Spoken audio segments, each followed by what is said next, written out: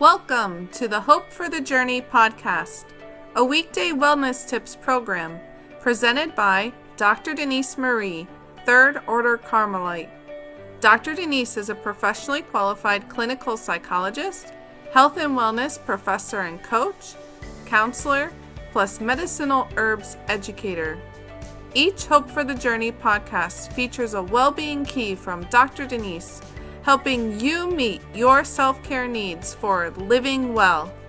Listener discretion is advised because this and other Hope for the Journey episodes may contain discussions surrounding behavioral health problems and other actual potentially triggering topics. Hello and good day, everyone. Welcome back to Hope for the Journey. I hope things are coming along okay for you today. My name is Dr. Denise, and on today's episode of our podcast, the topic is letting tears flow, which is a psychological self-care key for living well. I have a question for you with regard to responding to a very startling life event. Have you given much thought to what kind of emotions and other feelings can be behind any of the tears you cry, such as sorrowful, hopeless, angry, really stressed, feeling helpless, very lonely, feeling heartache, or how about the emotion of happiness or loving? In your life, is it that it tends to be one particular feeling that is accompanied by crying, or a set of feelings alongside which your tears flow? Whichever pattern is yours, individual differences in these respects are normal. Yet, are you someone who is challenged by letting tears flow when they start to well up in you? Do you try mustering up so much of the emotion of courage to overcome tearing up? And or do you use the force of your will to make sure you stop crying from even starting? And or are you afraid of letting yourself cry for one reason or another? Well, from the perspective of emotional wellness coaching, it is important to consider that it is rather unhealthy to bottle up any of your emotions or other feelings. Specifically, avoiding, not experiencing, or suppressing naturally occurring feelings can lead to unresolved memory complexes, behavioral health issues, unresolved feeling episodes being manifested in your body, especially with physical health symptoms that you would not want, problems connecting emotionally with other people, which works against healthy relationships, and even needing to seek behavioral health help for one or more conditions. So instead of looking at letting tears flow as something to ward off, have you given much thought to the real benefits of crying? Did you know of research studies which show that crying besides releasing pent-up feeling. First, triggers the release of feel-good hormones like dopamine and oxytocin, which actually can decrease your emotional tension, dulling pain and assisting you in emotional balancing. Did you know that crying stimulates your parasympathetic nervous system and aids you out of your fight or flight responding and onto a rest and digest behavior mode? Did you know that crying, because of its rhythmic inhalation of cool air during sobbing, may have mood improving results? Did you know that crying releases stress hormones such as cortisol and other toxins, which assist your body to bounce back? Did you know that crying is helpful in its being a self-soothing process? Crying is also sleep-inducing, so can aid in your sleeping better. Crying is blood pressure lowering and steadies the pulse. An associate psychiatry professor at the University of Pittsburgh named Lauren Bilsma pointed out that being alone when crying has particular power because it quote, forces the person to focus on the situation that induced the tears, which may lead to a new understanding and facilitate processing of emotions or lead to some solution, end quote. Or what I'd like to call recovery from grief. Did you know that crying, which shows a readiness to be vulnerable in facing the shocks of life, can draw empathy and social support more readily from others in ways that are individually meaningful and helpful? And number 10, in fact, some investigators have suggested for our ancestors, crying served as a protective factor from community violence because of its encouragement of relationship bonding. So now that you've heard me review these 10 different benefits of crying, are you surprised at these number of ways? The volume of pluses that weeping instead of bottling up any of your tears can actually benefit your health.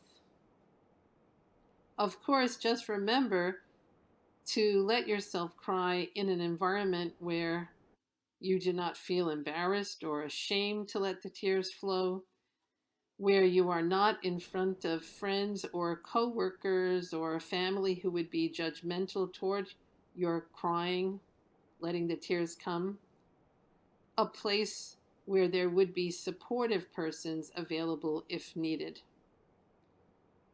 Overall, by embracing the therapeutic practice of letting tears flow, you gain a tool for moving beyond suffering to forward steps with increased strength for living, all of which is in service of increased psychological well-being for a more thriving life for you.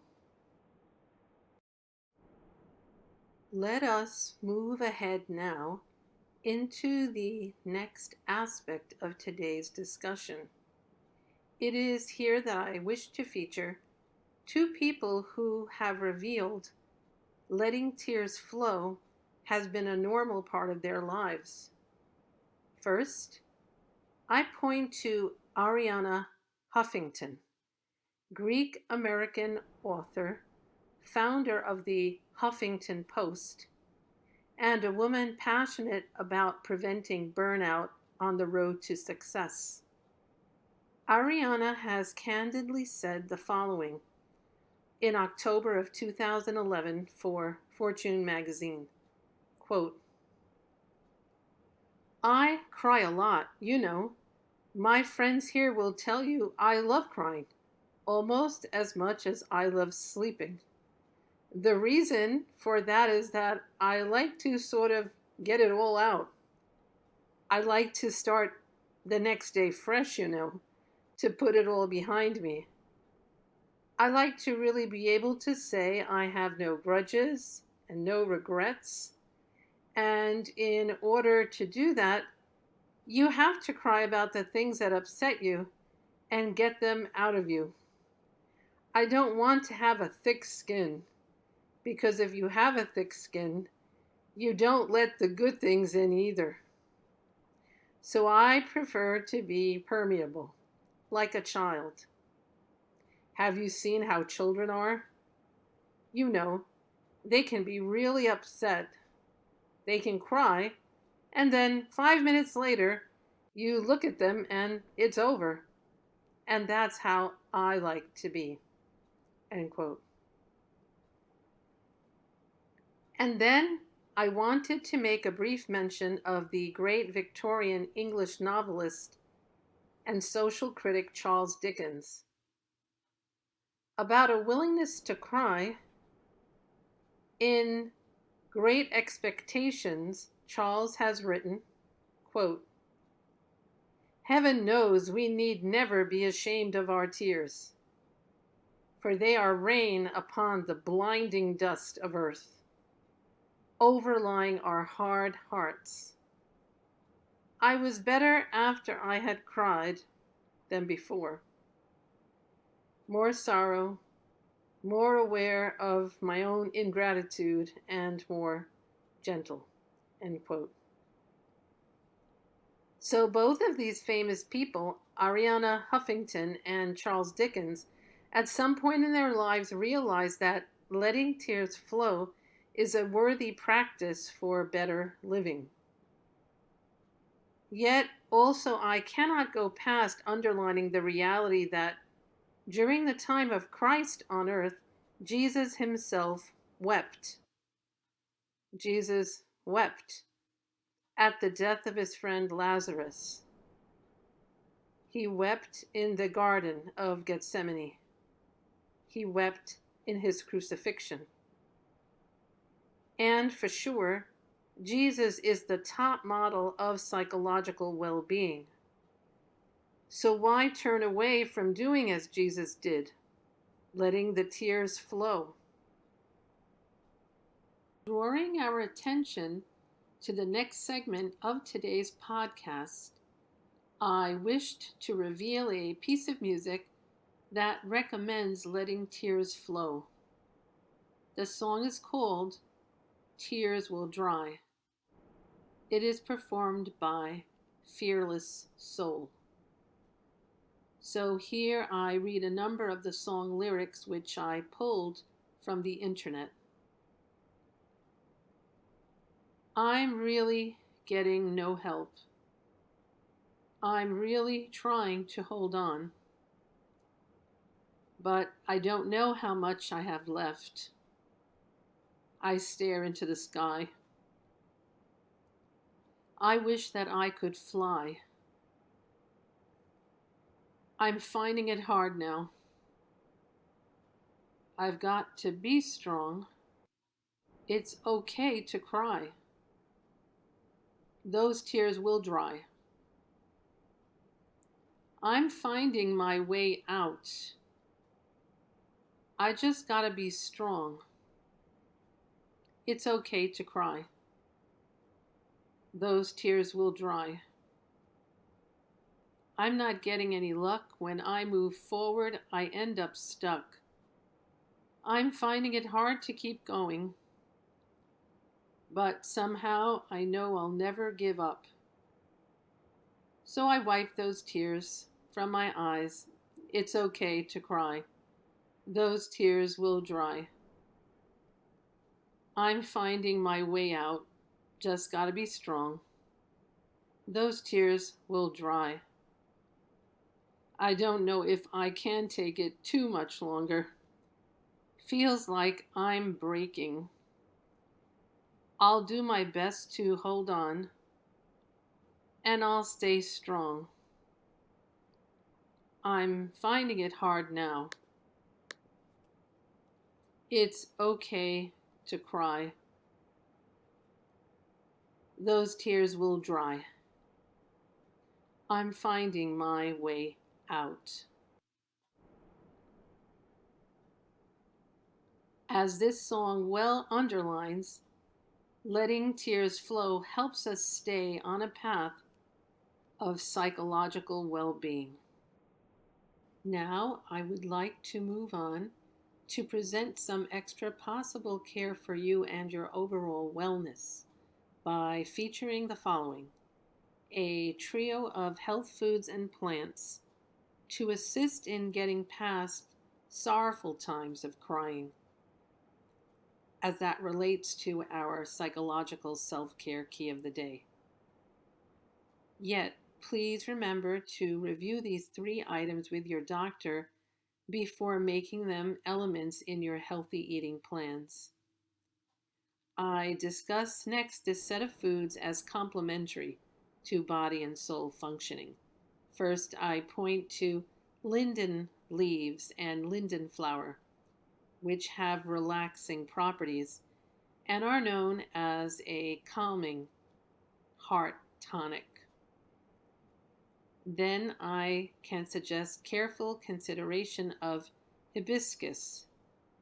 There is evidence that hibiscus can decrease depressive feelings, help in falling asleep, and also give your immune system a boost. Additionally, there is ginger. Ginger is headache relieving, stomach soothing so you can more easily eat, and it is supportive of mental functioning. Only just keep in mind my advice to talk with your doctor about such herbs to make sure they work with your own unique health circumstances. Otherwise, it does please me to bring up linden flower and leaves, hibiscus, and ginger as natural gifts for the well-being of both your body and soul. For today, I also wanted to share this brief item with you, a post-it note I have written to encourage you to let tears flow when they are welling up. So I hope you will take to heart these words from a friend. Actually, Psalm 126, verse 5. You who is sowing in tears shall reap in joy.